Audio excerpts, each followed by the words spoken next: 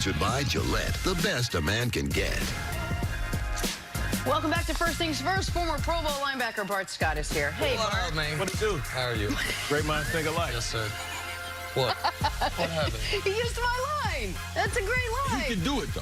That's your line? That's my line. What it do is your line? Your street cred just went up. Don't even worry about it. Oh, God. Wait till the next time she says it. Yeah. What doesn't it happen? That is not what's going to happen. I didn't mean to throw y'all off. My bad, my bad. Making fun. I was Bart, let's change topics from greetings and Come on, talk get it right, Patriots. Jenna. Boom! Let's do it. Your former teammate, Bart Scott, Ed Reed, was asked about facing off against Tom Brady and Bill Belichick over the years. Said, quote, I loved those games going against the greats. Who else would you rather go against? That's high praise from one of their toughest foes. So, Bart, it leads us to ask this question. Who deserves more credit for the Patriots' success? Is it Tom Brady or is it Bill Belichick? I mean, I have to tip my hat off to the structure that Bill Belichick has done. He seemingly always gets out of contracts before they go bad. He gets out of contracts a year early. You think about Seymour, you think about, Lawyer Malloy and some of those tough decisions that he's made. But I have to give the credit to Tom Brady because he's an unselfish superstar. In the world of getting yours, he makes sure that everybody else gets theirs too. We're talking about his new contract, and we'll get to that later. But one thing I do know that he's never wanted to take all the pie. Right, when you think about some of the quarterbacks that have made the most money, he's not amongst them. You think about Eli Manning, you think about Peyton Manning. He's always leaves enough cheese on the taco for everybody else. And that allows them to be able to make moves throughout the year. And still, when you look at his productivity, and Bill Belichick's not throwing any passes. He's not taking any hits. And Tom has always been able to elevate the play of the players around him. He's never had other than Randy Moss, great receivers around him. He's had self-made guys that he's elevated their play, and he's their best offensive player. He's their best defensive player as well. So I have to give a credit to Tom Brady. So I don't think it is disproportionate in one direction or the other. I don't think it's 90-10 or 80-20. But what I do think is they're in a situation where the sum is clearly greater than either individual part, meaning they've won 6 Super Bowls and been to 9 together. If Brady had his whole career with just call it a league average coach, I do think he's a Super Bowl champion. Maybe a couple of them, but nowhere close to 6. And if Belichick has his whole career with league average quarterback, just median level quarterback, I do think he's a good enough coach, especially defensively, good enough manipulator of the cap, that he could have won a Super Bowl. But 2 + 1 = 3, not 6. So I think together is what makes him special. But when I look at Brady, I say he and Jerry Rice, maybe, the only 2 that come to mind.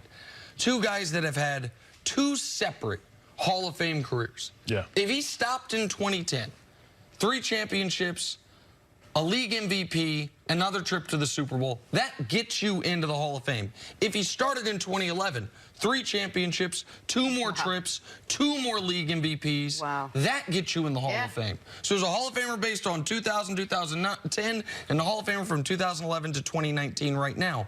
I also think Brady's willingness to be coached and non-superstar, non-diva stuff has such a important, in a positive way, pervasive effect on the locker room that if I have to give it split the pie, I'd go 55-45 Brady. Now I know Chris adamantly disagrees with both of us, but the level of his ability to remake himself and to play for such an absurdly long period of time compared to anyone in NFL history, to me, tips the scales in his favor. Well, I'm not surprised I disagree with you. It's not your fault. But this dude over here, after being in the NFL locker room, knowing the impact, because I'm going to go through. I'm in the Hall of Fame. I'm going to go through all the Hall of Fame coaches.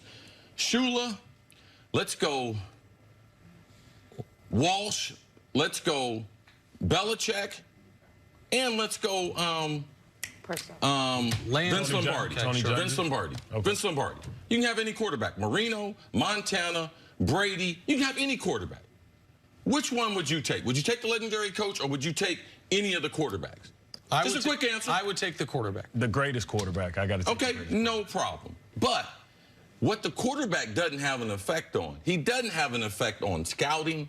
He doesn't have an effect on how we're going to run business. He doesn't have an effect on the ball boy. Y'all think that Brady has an effect on the ball boys there? No. Who sets the tempo and the agenda is Bill Belichick. When free agents come there, they're not there to meet Tom Brady. They are there to see the Patriot way.